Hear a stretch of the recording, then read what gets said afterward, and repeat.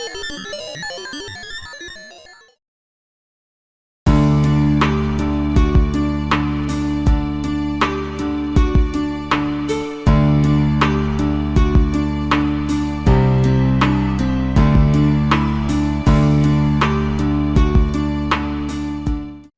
I'm Eileen Beard. I'm with Hotel Talk. And today I have a dear friend, colleague, Carolyn Lebanowski. Did I say that correctly? You did. Very Oh, good. yeah. Good.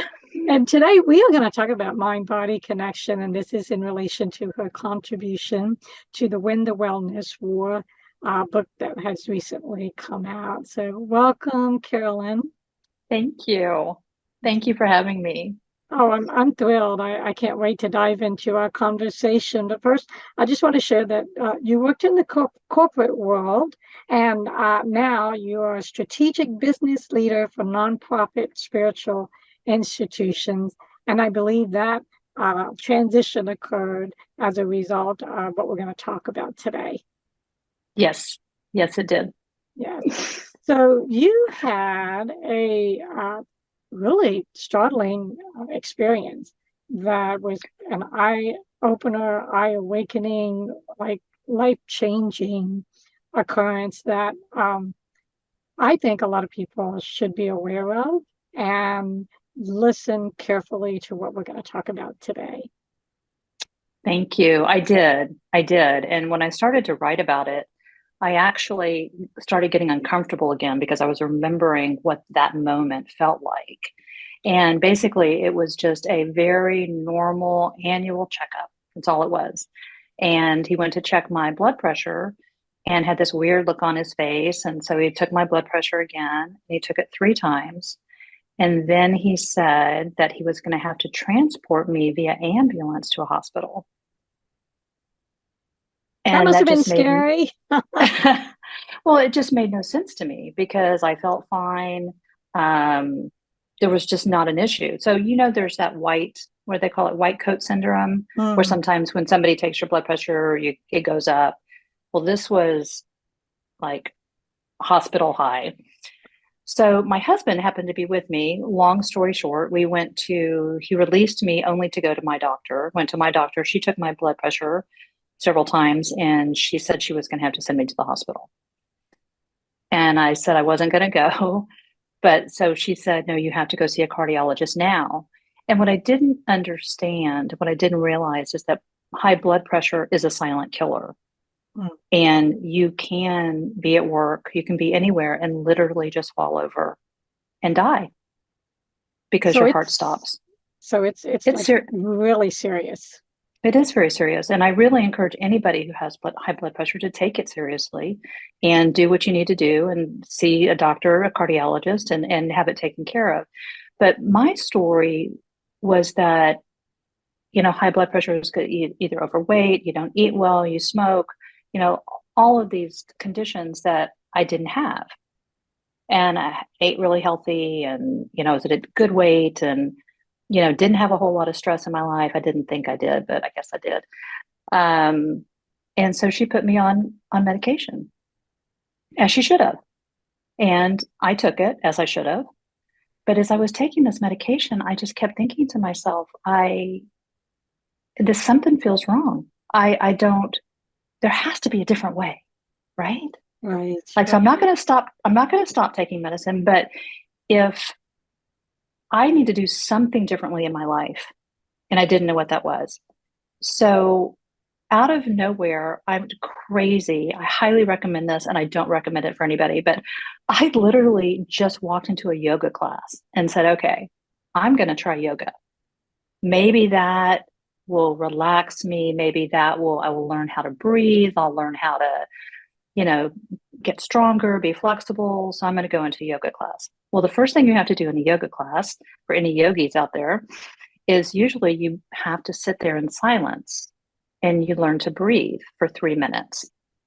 That starts your class because what that does is it relaxes your mind into your body so you can then practice yoga mindfully. So again, this is my first class. So I'm like, I'm going to sit here for 3 minutes and breathe. I found out two things about myself in that first yoga class was I had no idea how to breathe. I wasn't doing it correctly. And number two, she was saying to not have things go through your head, to just relax. Well, that just wasn't happening for me. So I already felt like I was a failure at yoga in the first 3 minutes. So then we go into a practice and it was great. It works on your flexibility and your balance and all those kinds of things. So the last pose, so after an hour of practice, you go into another 3 minutes of breathing, and it's called Shavasana. And you lay on your back, you lay perfectly still. And the whole point is to then take everything that you've just experienced, be still, relax, breathe deeply, think of nothing. I failed again. I failed again. I couldn't do it. And that moment when I left that class, I thought, this is where my work begins. I took it for granted that it was easy. Not the yoga. That's not what I'm talking about. It's the relaxation and learning to breathe into your body and for your mind to stop. And I couldn't do it. It sounds like you came from even though you may not have thought about it at the time, but a chaotic world where your mind was on that monkey mind. I call it the monkey mind. Mm-hmm, Yeah, mm-hmm. and even though you thought you were healthy and exercising, there was stress in your life, and so uh, we tend to stop breathing when we're not mindful and we're not conscious Right. and aware. And so I would like to think that this was like a wake-up call for you because you were probably very close to having a stroke or a heart attack as a result of that Mm-hmm, high blood mm-hmm, pressure. But a part of you said, no, wait a minute, I want to live.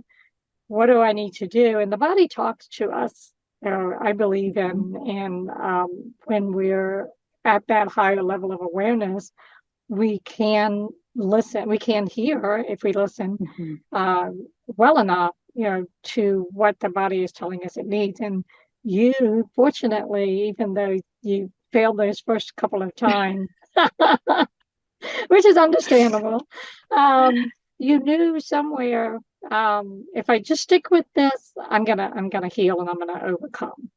Mm-hmm. And I did stick with it, and wasn't easy to go back. It was very humbling, to think that you didn't do something well. But, I'm really interested in what you just said because your body does talk to you. And I kept getting this message in just my head. I was asking myself, what is mine to do? I just kept what is mine to do here? And it just kept coming back to me to go to yoga, Hmm. go to yoga. I'm like, oh, I don't know how to do yoga. Why should I go to yoga? And now I know why. Now I know why I started that journey. And I'm so, so grateful I did. Oh, I'm grateful you did too, because you were able to get off the medicine. So there's a part in your story where uh, the medicine was making your blood pressure too low, and Hmm. that became dangerous. So you got too much of the good stuff that was trying to regulate you. So then your doctor said, we need to take you off completely. And I believe that was a turning point. Would you agree? And Absolutely. yeah, and being able, Absolutely. yeah. So tell me about that. I want to hear a little bit more. Well, it was interesting because I was doing my yoga practice and I started feeling so much better. I and I still had to take my blood pressure 3 times a day and I had to fax her or send her the recordings. I had to. And I didn't have a monitor. I don't know why, but anyway, that was her protocol. And I had to be within a certain range. And although I was feeling so much better, my head was clearer. My blood pressure wasn't getting any different, and it was actually getting higher. So that was a real disconnect for me. So I said to myself, you know what? Then I'm going to practice more yoga. I'm going to work at it harder. I'm going to take it to a whole different level. I'm going to add meditation to my practice. I'm going to really learn how to breathe, like really learn how to breathe. And in the meantime, the doctor says, I want to increase your medicine because I just wasn't decreasing. And I didn't want to, but I said, okay. So she increased it within 2 days. And this is what I wrote in the story. And I get emotional talking about it now. I thought I was dying. I mean, I couldn't, I was losing myself. I was losing my whole sense of life. I was just, it was being drained out of me. My heart wasn't beating at all. And I called her and I just said, I can't do this. And she said, get off the medication altogether. Let's just take you off. And I said, great, let's do that. And so I got off. She said, but you still have to monitor, 3 times a day. I said, okay. And got off, increased my yoga practice, increased my breathing, practice it. Now I'm practicing it not on the mat anymore. And what that means is I'm in the car and I'm driving. Mm. And I'm still breathing in for 4 breaths and I'm breathing out for 8. I'm learning how to calm my nervous system just by that type of breathing. So it's no longer just in the gym.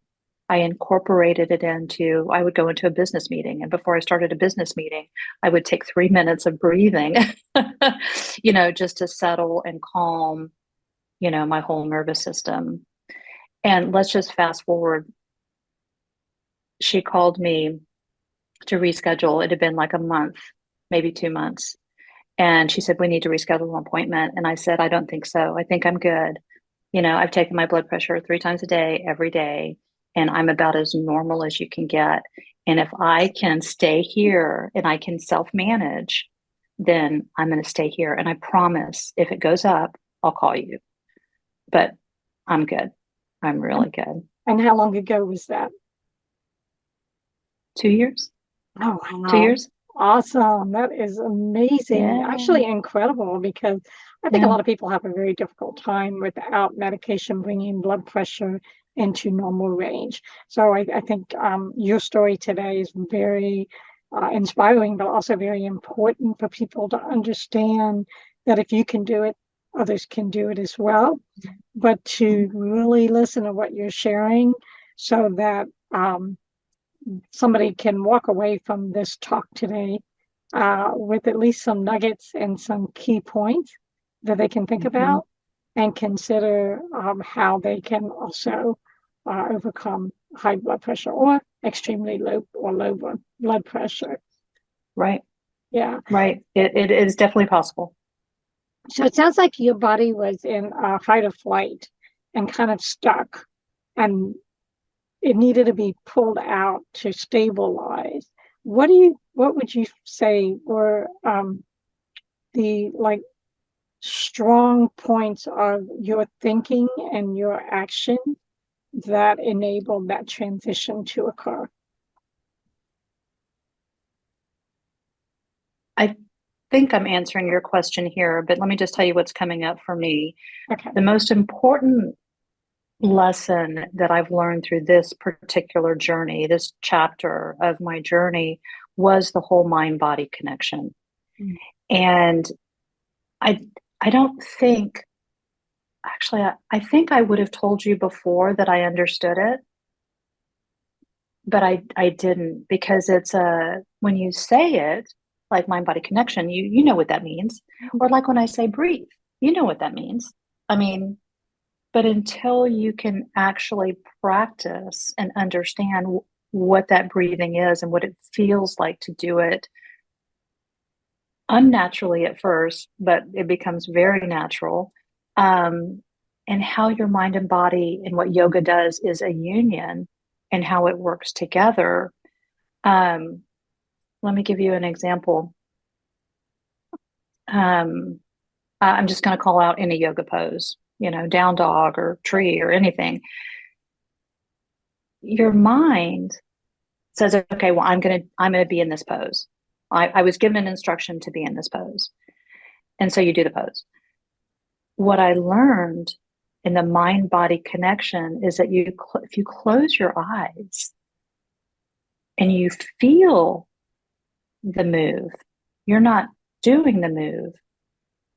You are the move. Love it. So if you take that and then put it into your daily interactions and your daily activities. So when I'm doing the laundry, I'm not just doing the laundry. I am a part of the process of being with the laundry. It's a whole different way of experiencing life. Does that make sense? Oh, absolutely. To me, it does Okay. at least. Maybe But laundry wasn't the I best know. example, but Well, no, I've done that with washing dishes because, hand washing dishes is like it's boring, and it's something that you got to do almost every day if you're in a if you don't have a dishwasher, and even if you have a dishwasher and you want to wash dishes. But um I had to train myself to find a reason to enjoy washing dishes. So I became part of the process. And instead of thinking to myself, "Ugh, I got to wash the dishes," I just go into it knowing that I'm part of the process and it's going to be over, and then I can move on. And so, Mhm. what I hear you saying with the process of yoga and the mind body connection is you're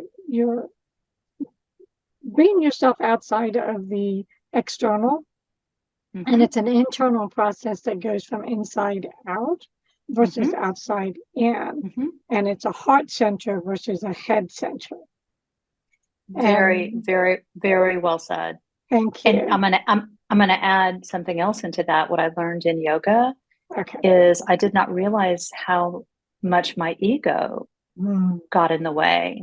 yes. So we can talk about ego on the mat, and we can talk about ego in your daily life and how you show up. And the ego part of me when I first started was always looking around, seeing what everyone else was doing. I'm already highly competitive just by nature. Um, really want to do it right, and I want to do it perfect. And if I don't, then I've failed. That's my ego. And when I finally slowly learned to release that, and I don't care what anybody else thinks when I'm on the mat anymore. I don't ever look at anybody anymore. That's that mind body connection. I am here for me on my mat. I'm going to do what I can do when I can and just do it and feel it and not have to perform, which is ego. And I think that's how I Correct. was showing up in life as well. I was showing up to perform, and I was, going to do everything. And I just learned to relax a little bit. Right. Well, and think about this, when your ego's in charge and you're performing and you're competitive, and it's this warrior fighting spirit, not the warrior I'm going to be myself spirit. So you talked about losing yourself with the medicine, but it sounds like also you had lost yourself in that world of corporate and business, and you know the competitiveness. And by paying attention to your body and becoming more aware doing the yoga, you learned how to be in that space of what I call the oneness. And when you're in Mm-hmm. that space of oneness, there's no competition, there's no war, there's no, you know, judgment. It's Mm-hmm. almost like an unconditional love, Judgment's a peace. perfect word. Yes. Perfect word. Yeah. So, I will confess though, and I think this is really important for anyone to hear, is that when I was at the top of the ladder and when I was in that corporate environment and when I was, truly excelling, I would have not have told you I was had ego, and I would not have told you I was stressed. well, you didn't think you had it. You would not have recognized it in yourself. It's like, Right? I'm, and, That's and, just what you and, do. right. That's just what It, you do. it's who you were trained to become and be, or conditioned to be. And you did you did it all. You were successful, right?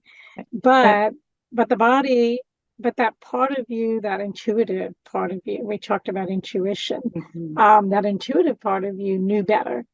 And it Yeah. knew that that was stressing yourself to where the high blood pressure was presenting, even though I'm doing everything that I shouldn't have high blood pressure, right? Right. And that's, I think, where a lot of people get um, uh, they get confused on, I'm doing everything right, but this is happening. Why? What's the why?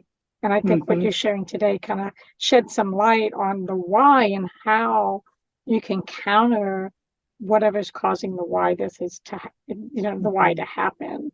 So I like to look at the big picture and then bring it down to the micro. So I'm gonna step through what I've heard so far, and then you let me know your thoughts on it and anything else you want to expand. So, Okay. all right, so you're in this corporate world, you're doing everything that you were trained to do and conditioned to do. Then you had a breakdown. And then in that breakdown, you had high blood pressure. And that high blood pressure almost took your life out. But a part of you is like, wait, I'm not ready to go yet. And so you started to lead yourself, like your inner compass started to lead yourself to healing that would be a natural healing that would help you to overcome what was happening in the outer world, that stressful world, the stressful world, the competitive world. And so it was transitioning you into that more inner world. That's what they're doing. It's transitioning you into that more inner world where you could be more confident. And I think you talked about that as well in your story about the confidence got better. Um, and then through that, your awareness and your connection shifted and became a different way of living and being. And then you totally, I'm going to say, transformed out of that outer world into the inner world out. And as a result, you're now healthy and you're living life to the fullest and you're just glowing. So I'm gonna say that to me looks like what happened. Is that correct? You are an amazing listener, which makes a great interviewer. You are a wonderful listener. So thank you for hearing me. You're welcome. Thank you for hearing me because it means everything. Thank you. You're welcome. Yes, yes, that is my story. I think the only other thing I would add or I would build on at some point is that sense of intuition.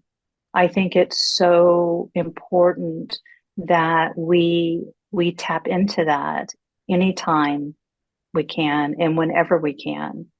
And when my kids were in their young teens, I would always tell them, and I tell them today still, trust the goosebumps on your arm, trust that churn in your tummy. It is something. It is something trying to say something to you, or that little small voice that you hear, and it's right here. To listen to that. You don't have to understand the whys, you don't have to understand any of it. Just pay attention. And it was that small voice that I got that said, go to a yoga class, cold turkey. And you paid attention. Thank goodness. I did, I did, I did, and I did it. And I'm so grateful. I'm just so grateful I did. Right. Well, how many times do we hear a voice or, we get that churn or that goosebump and we don't pay attention? But I have learned through my own journeys and my own struggles and overcoming that we need to pay attention to those because otherwise it's going to be very difficult. And for you, it's really important because Mm-hmm. it could have been very, very tragic. But Yeah. fortunately, you paid attention and you're here to share what you've learned. And I Um, hope that other people will say, I need to talk to Carolyn. I need to learn more about it. I need to read her story in the book, Win the Wellness War. Um, but I think a lot of people do struggle with health challenges. And it mhm. surprises me how we have so much available to us.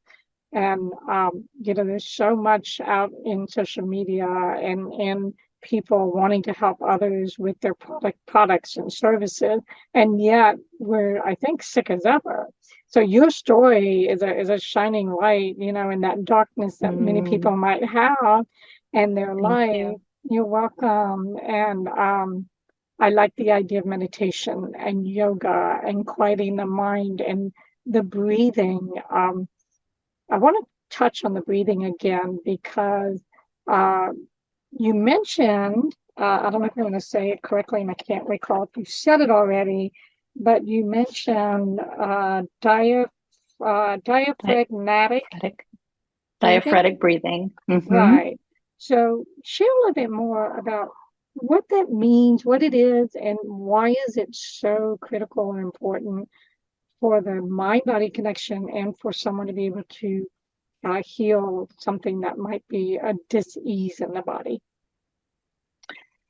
I'm going to do it in the simplest terms that I can, Okay. but it is the way that you breathe in and it is the way that you breathe out using your diaphragm. And your diaphragm is what is going to give more oxygen into your lungs. And it's part of what calms your nervous system down. So most people, number one, breathe through their mouth, which is very normal. And you think about it, I challenge anybody when you're asleep. Do you breathe through your mouth or do you breathe through your nose? When you're exercising, to always try to breathe through your nose. So the part that diaphragmatic breathing, where I breathe in for 4 breaths, and when I do, I'm pulling my tummy in, and it's around my diaphragm, and then I breathe out for 8 breaths, and when I do, my diaphragm is extending. So you're working that muscle. Does that make sense? So that's strengthening the core. Yes. Yes. Yes. It is. It is. And it's just making your lungs, it helps your posture, it helps your lungs, it has more oxygen, it oxidizes your blood, all of those things that, again, just calms your nervous system. I tell you, I started doing this. I'm a really good sleeper. Like, thank you, God, I just am. But there's been a couple times where I've woken up in the middle of the night, literally through my nose, I breathe in 4, I breathe out 8 twice, and I'm back asleep. Wow. Now, is that breathing in and out of is that breathing in and out of the nose, or breathing in through the nose and out through the mouth? In and out through the nose. Interesting. Mm-hmm.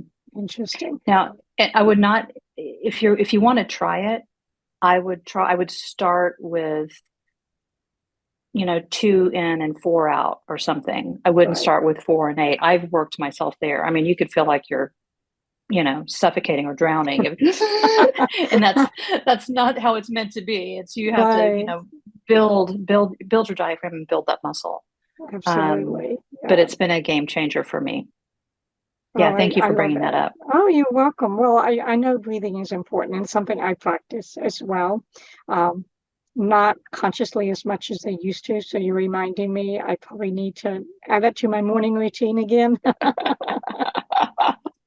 And when you're driving, Yes. Well, absolutely. Yeah. I tend to be a calm person by nature, but there's still always opportunity to add techniques to strengthen what we currently have. And I believe, the fact that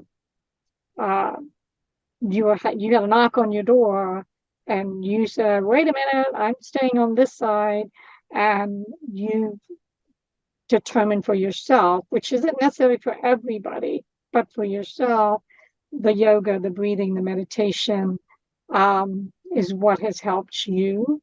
And so I encourage others to read your story, listen to this, and then listen to your voice for what's going to work for you, because it could be something different. Walking on the beach, standing on a waterfall. Exactly. Plenty of things that can calm us. So, but I want to also find out.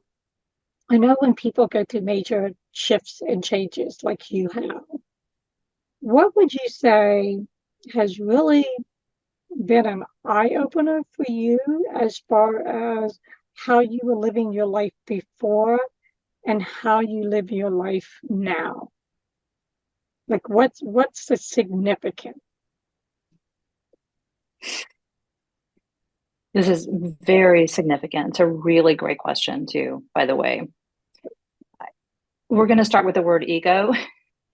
I Okay. think my life was really led by that, only because that's what I knew. And not that it was all about me, but it was more about performance and excelling and all of those things. What shifted for me in all of this is every part of my life and every relationship I have as well is high participation, low attachment. Hmm. High participation, low attachment. In other words, I'm going to play full court.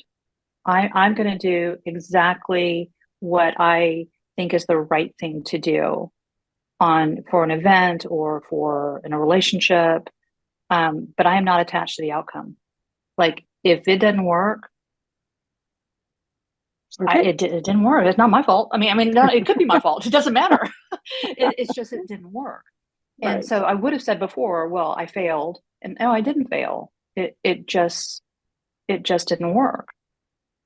And one of the examples when I really started that shift, when I went from corporate to nonprofit, and this person asked if I would come in and interview, and I did, and I interviewed. I was just as natural as I could possibly be, and I was excited. But if I didn't get the job, I was perfectly okay with that. I had no attachment to that outcome because the second you attach yourself, then that is your ego saying that I want this way. Right. And there have been many examples along the way that I could share with you. But if you just don't attach yourself to the outcome and understand that the universe is in play and that things Yes. will work out and it is not always going to be the way that you think it's going to be, is a wonderful, wonderful compass and just a way to just relax into your life because it is going to be okay and things will work out. We just don't always know how it's going to land. That's I all. love that. I love that. And the statement that I use that coming to mind is the universe has its own plan. And we're wise to pay attention to that because then Mm-hmm. there's not so much resistance and breakdown. But you've had that breakthrough. So there was the breakdown and the breakthrough. And moving forward, what would you like to see happen with people in general, the world, based on your experience in knowing that intuition is important, mindfulness, breathing? What kind of words of wisdom would you like to impart for today? What comes to me is honestly, it's listening to your intuition. It's having an awareness, not only just a self-awareness, but an awareness around your surroundings and where you are. It is about meditation and it is about mind-body connection. It is about letting the ego move itself out of the way and that we all have our own internal power to choose a different way of not only being, but a different way of choosing how we want to live our life. We can do that. We just need to have the awareness and the courage and the wisdom and the grace to say, yeah, I'm going to do this one differently. I love that. Thank you. And I want to read something from your contribution to the book that I think will cap that off. And you say, we are perfectly imperfect humans living in a world of complicated uncertainties, personal truth, and choice. Couldn't have said that more perfect. So, Carolyn, thank you. This has been awesome, and Oh, I want you to share how people can find you. Where they can find the book. Just anything you want to put out there. you can find me and connect with me on LinkedIn. That's probably the safest and easiest. Okay, and then the book is found on Amazon. Amazon, yes. When the And well, when the Thank Whoops, you. my, oh, do you have a copy of the book with you? Can you hold the I book up? don't. No, I okay. don't. Well, I'm going to put a picture in the video itself in Okay, production. perfect. So, So yes, definitely get the book. yes, absolutely. Well, I have really enjoyed this, and I'm Thank so you. glad that you have transitioned and transformed, and you're healthy, and I wish you all the best. Thank you so much. It was such a pleasure. It Thank was such a you. pleasure. Yes, I agree. Bye. Bye bye.